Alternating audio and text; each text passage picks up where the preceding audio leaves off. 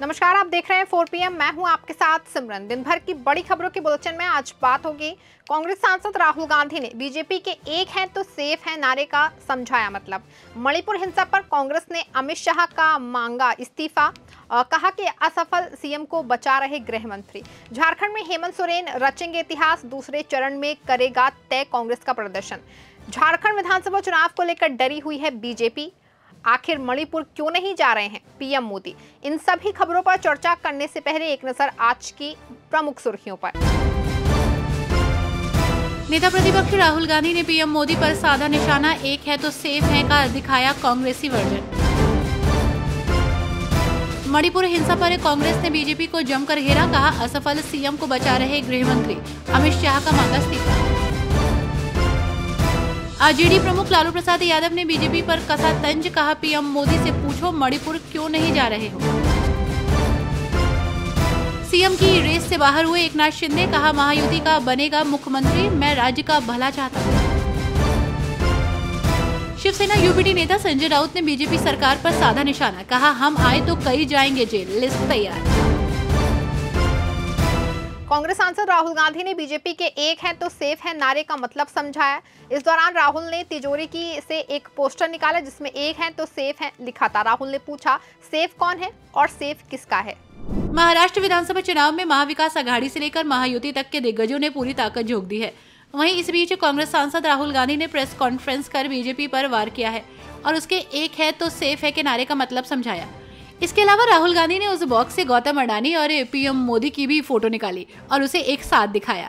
कांग्रेस नेता ने धारावी की भी तस्वीर दिखाई। इस दौरान राहुल ने कहा पीएम मोदी का स्लोगन है एक है तो सेफ है। सवाल है एक कौन है, सेफ कौन है और सेफ किसका है?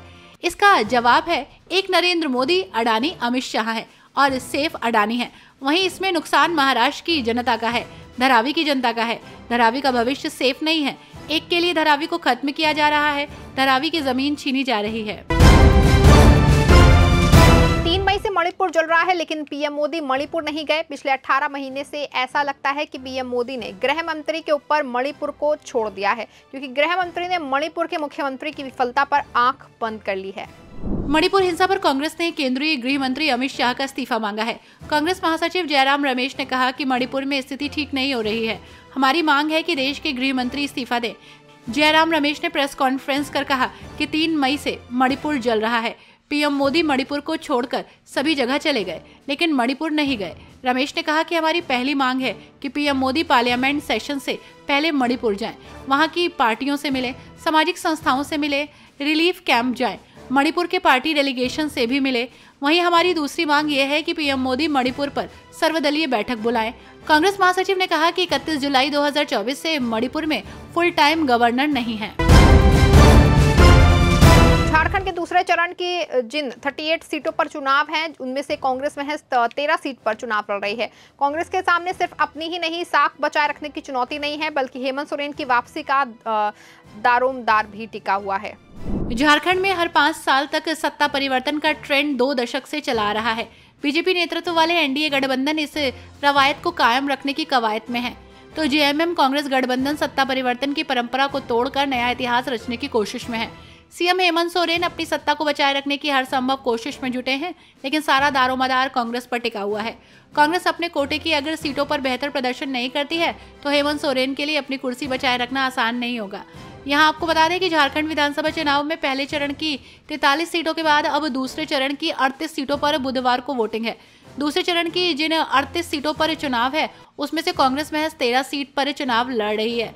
कांग्रेस के सामने सिर्फ अपनी ही साख बचाए रखने की चुनौती नहीं है, बल्कि हेमंत सोरेन की वापसी का दारोमदार भी टिका हुआ है।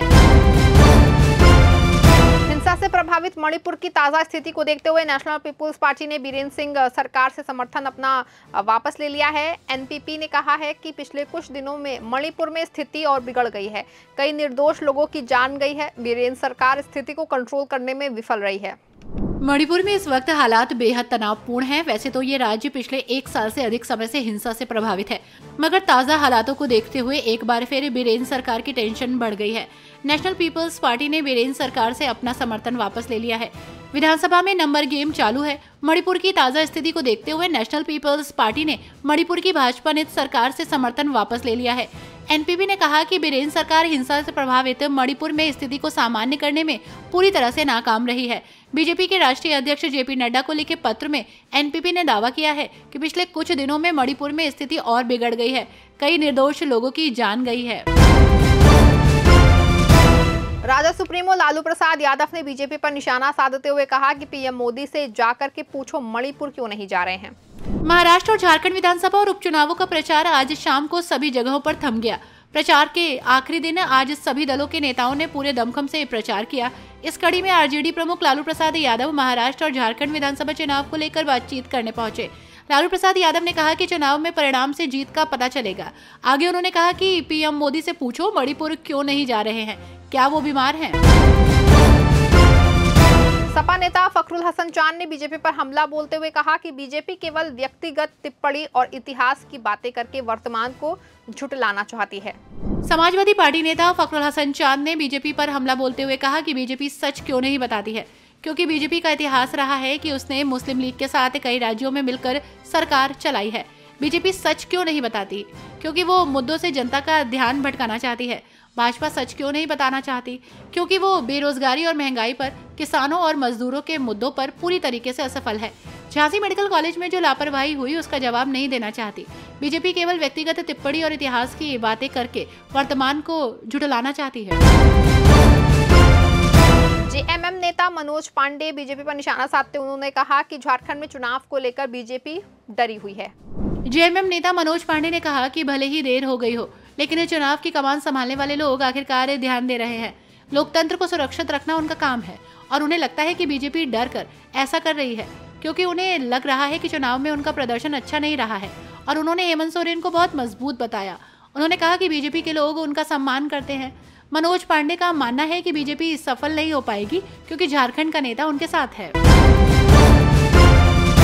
शिवसेना यूबीटी के प्रमुख उद्धव ठाकरे ने उत्तर प्रदेश के मुख्यमंत्री व बीजेपी के दिग्गज नेता योगी आदित्यनाथ के बटेंगे तो कटेंगे वाले बयान पर पलटवार किया। साथ ही साथ उन्होंने देवेंद्र फडणवीस सहित बीजेपी के नेताओं को धमकी तक दे डाली। महाराष्ट्र विधानसभा चुनाव को लेकर मतदाताओं को आकर्षित करने के लिए राजनीतिक पार्टियां हर संभव कोशिश में जुटी हैं। सत्ता पक्ष और विपक्ष की ओर से एक दूसरे के ऊपर जमकर प्रहार किए जा रहे हैं। जुबानी तलवारें खींची हुई हैं। इस बीच शिवसेना यूबीटी के प्रमुख उद्धव ठाकरे ने उत्तर प्रदेश के मुख्यमंत्री और बीजेपी के दिग्गज नेता योगी आदित्यनाथ के बटोगे तो कटोगे वाले बयान पर पलटवार किया।